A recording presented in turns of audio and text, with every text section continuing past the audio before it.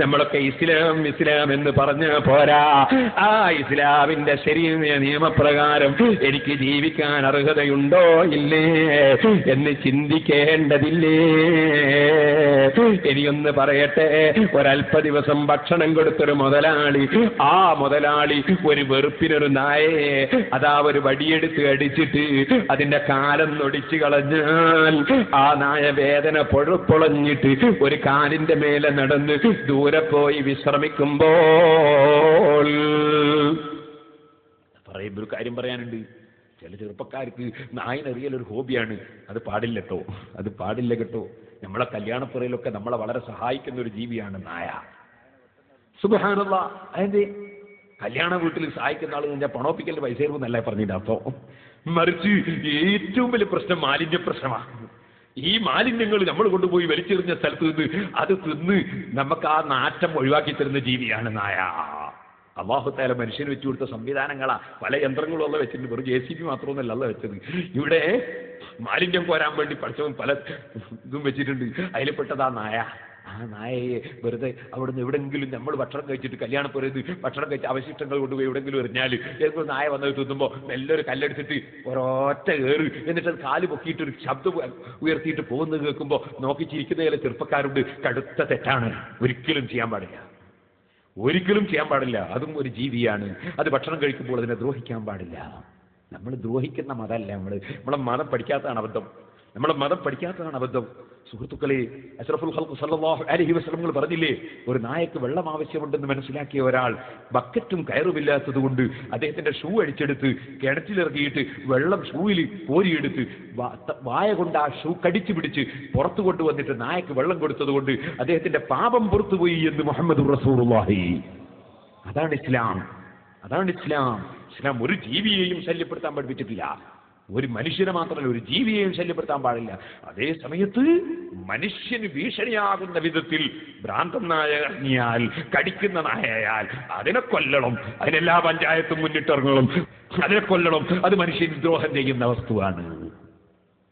ഓ സഹോദരന്മാരെ, ഞാൻ പറഞ്ഞു വരുന്നത് ആ ക്ഷീണിച്ചു കിടക്കുന്ന നായ, ആ നായയെ തല്ലിയ മുതലാളി, ആ നായയും തമ്മിലുള്ള ബന്ധം ഒരൽപ്പം ഭക്ഷണം കൊടുത്തു എന്നതാണ്. പക്ഷെ നായക്ക് കുറഞ്ഞ ഭക്ഷണം കഴിക്കൂ. നായക്ക് ചില നല്ല ഗുണങ്ങളുണ്ട്. അതിൽപ്പെട്ട ഒന്നാ തീറ്റി കുറവാണ് എന്നുള്ളത്. ഔലിയാക്കളെ സ്വഭാവമാണ്. ഔലിയാക്കൾ അധികം തിന്നൂല. ഔലിയാക്കൾ ഭക്ഷണം വളരെ കുറവാണ്. അവർക്ക് ഉറക്കവർക്ക് കുറവാണ്.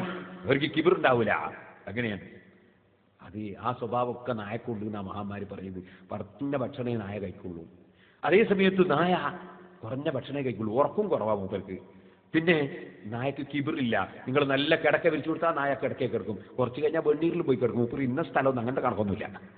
ഒരു കിബിറുമില്ല മൂപ്പർക്ക്. കിബിറില്ലാത്ത ജീവിയാണ്, അഹങ്കാരമില്ലാത്ത ജീവിയാണ് നായ. യജമാനോട് വലിയ നന്ദി കാണിക്കുന്ന ജീവിയാണ് നായ. വലിയ നന്ദിയാണ്. ഔലിയാക്കളുടെ സ്വഭാവം. അള്ളാഹിനോട് നന്ദിയിട്ട് അവർ തഹജ്ജുദ് നിസ്കരിച്ചത്. അങ്ങനെ അവർ ഖുർആൻ ഓതിയത്. വെറുതെ അല്ല ഒരു കാമൽ എന്നിട്ട് ഒരു ഹത്തം തീർത്തോ വരുന്നു. ഉറക്കൂക്കിയപ്പോഴേ ഉറക്ക് തൂക്കാതിരിക്കാനാണ് ഒരു കാമൽ നിന്നത്. ചാരിയിരുന്ന ഉറക്കു പോകണ്ടാൽ പലരും ഇങ്ങനെ കുത്തനെ ഇരിക്കുന്നത് ഉറക്കു പോകണ്ട വിചാരിച്ചിട്ട്. അതുപോലെ ഒരു കാൽവൽ ഇങ്ങനെ നിന്നാൽ ഉറക്കു തൂക്കൂല. ഖുർആനൊന്നും ഉറക്കുക്കാതിരിക്കാൻ അങ്ങനെ ചെയ്തത്. ഓ സഹോദരന്മാരെ, ഔലിയാക്കളെ ചില സ്വഭാവം നായക്കുണ്ട്. നായക്കൊരു ദുഷിച്ച സ്വഭാവമുണ്ട്. നായക്കൊരു ദുഷിച്ച സ്വഭാവമുണ്ട്. അതെന്താണ്? സുബൈ വരെ ഇങ്ങനെ ഓടിയിട്ട് സുബി ആകുമ്പോൾ ഒറ്റ ഉറക്ക, സുബി ആകുമ്പോൾ ഒറ്റ ഉറക്ക്. അതുകൊണ്ട് തന്നെ നായക്ക് ബർക്കത്തില്ല. നായക്ക് ബർക്കത്തിലെ പേരാമ്പ്രങ്ങാടിയിൽ എത്ര നായിനെ അറക്കുന്നുണ്ട്? ഒറ്റ നായിനെ അറക്കുന്നില്ല. ഒരു നായി പ്രസവിക്കും എത്ര ഉണ്ടാവും?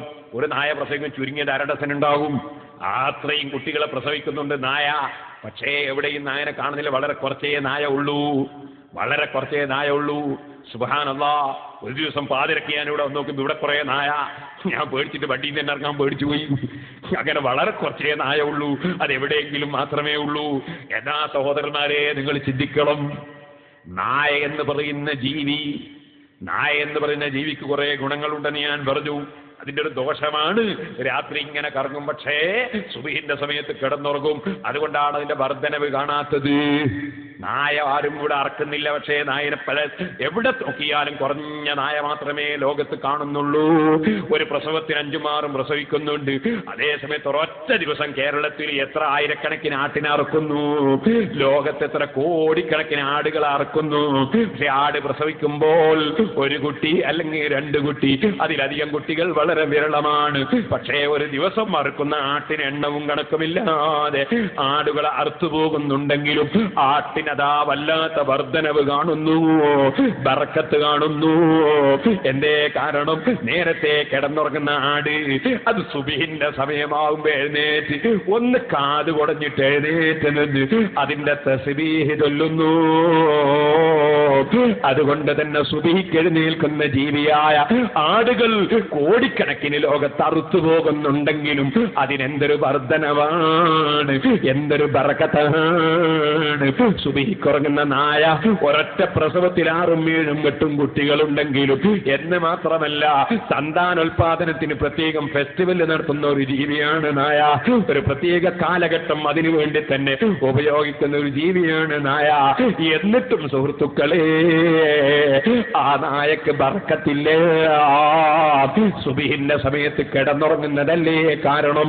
അതുകൊണ്ടോ മുഅ്മിനേ, നന്ദിയുടെ വിഷയത്തിൽ ഈ നായയെ പോലെ യജമാനനോട് നന്ദിയുള്ളവനാകണം. അതേ സമയത്ത് സുബഹിന്റെ സമയത്ത് ഉറങ്ങുന്ന നായയെ പോലെ നീ അതപ്പതിച്ച് പോകാൻ പാടില്ല.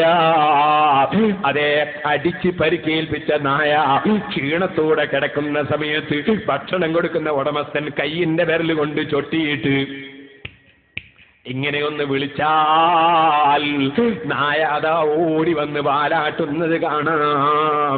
ആ നായയുടെ നന്ദി പോലും ഇല്ലാത്തവനല്ലേ പടച്ച റബ്ബിന്റെ വീട്ടിൽ നിന്ന് അവന്റെ പ്രതിനിധികൾ അല്ലാഹു അക്ബർ, അല്ലാഹു അക്ബർ, അല്ലാഹു അക്ബർ, അല്ലാഹു അക്ബർ, അല്ല വലിയവനാണെന്ന് ഉറക്കെ വിളിച്ചു പറഞ്ഞതിന് ശേഷം, പടച്ച റബ്ബിന്റെ മഹത്വം വിളിച്ചു പറഞ്ഞതിന് ശേഷം ആരെയും പ്രകോപിപ്പിക്കാത്ത പ്രബോധനത്തിൽ അതാ ഹയ്യ അലസ്സലാഹ്, നിസ്കാരത്തിലേക്ക് വരൂ, ഹയ്യ അലൽ ഫലാഹ്, വിജയത്തിലേക്ക് വരൂ, അസ്സലാത്തു ഖൈറും മിനൻ നൗം, നിസ്കാരം ഉറക്കേക്കാൾ എത്രയോ ഉത്തമമാണ് എന്ന് ഉറക്കെ വിളിച്ചു പറഞ്ഞിട്ട് അത് വിളിച്ചു പറയാനുള്ള മൈക്ക് നമ്മൾ വാങ്ങിച്ചു കൊടുത്തു, വിളിച്ചു പറയാനുള്ള ആളുടെ ശമ്പളത്തിന് നമ്മൾ വരിസംഖ്യ കൊടുത്തു. പക്ഷെ ആ സമയത്ത് എഴുന്നേറ്റ് നിസ്കരിക്കാൻ നമ്മളില്ല, പള്ളിയിൽ പോകാനില്ല. പടച്ചവന്റെ വിളിക്ക് ഉത്തരം ചെയ്യാത്തവൻ നന്ദി കെട്ടവനല്ലേ. അതുകൊണ്ട് കൃത്യമായി സുബഹി നിസ്കരിക്കണം, സർവ്വ നിസ്കാരവും നിസ്കരിക്കണമെന്ന് സാന്ദർഭികമായി സുബഹിന്റെ മഹത്വം പറയുമ്പോ ഞാനൊന്ന്